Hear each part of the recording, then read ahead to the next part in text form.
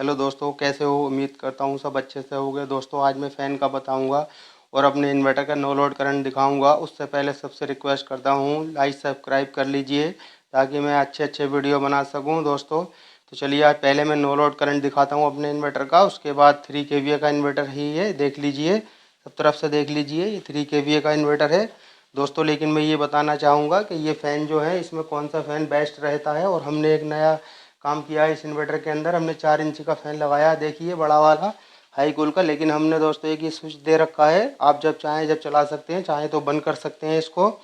गर्मी में आप चला सकते हैं, जाड़ों में बंद कर सकते हैं। तो चलिए अब हम इसका इन्वर्टर को ऑन कर देते हैं, आपको नो लोड करंट दिखाते हैं। ओके दोस्तों, ये चालू हो गया। देखिए अब हमारा ये मीटर है, ये देखिए हमने 0 कर दिया है। ओके, ये देखिए नो लोड करंट है दोस्तों। ये देखिएगा आप, ये देखिए, ये नो लोड करंट है, 1 एम्पियर है तकरीबन नो लोड करंट इसका। ओके दोस्तों, ये देखिए आप, अगर आपको नो लोड करंट पसंद आए तो लाइक सब्सक्राइब करिए। हमने कुछ नहीं लगाया है, सिर्फ हमने इसको बैकअप पर दिया है। ये चल रहा है और ये चल रहा है। ओके, अब हम देखिए, हम आपको नया काम दिखाते हैं। देखिए ये फ़ैन बंद है, अभी हम स्विच खोलेंगे, फ़ैन चालू हो गया। जब चाहें हम इसको बंद कर सकते हैं जाड़ों में। ये सिर्फ एक फ़ैन कार्ड के लिए चलता रहेगा, टेम्परेचर पर या सोलर पर। और ये आप जो है कभी भी इन्वर्टर लें तो मेरे पास कमेंट आ चुके हैं कि लॉस ज़्यादा करता है। तो चलिए मैं आपको लॉस के साथ भी दिखा देता हूँ कि कितना लॉस करेगा। अब देखिए, ये देखिए आप, 1.457 ले रहा फ़ैन के साथ। ओके दोस्तों, फ़ैन चल रहा है तब इतना करंट ले रहा है ये।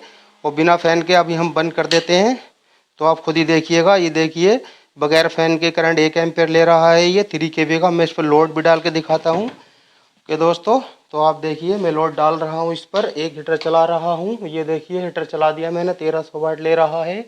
और 1 हीटर रूम हीटर चला दिया, 1800 वाट पे चला गया, 220 17 आउटपुट है। ये देखिए मैंने ये चला दिया है, एक ये रूम हीटर चला दिया है, 215 14 आउटपुट है, 17 1750 वाट लोड है तकरीबन। ये चला दिया है, आप इसमें परसेंटेज चेक कर लीजिए दोस्तों।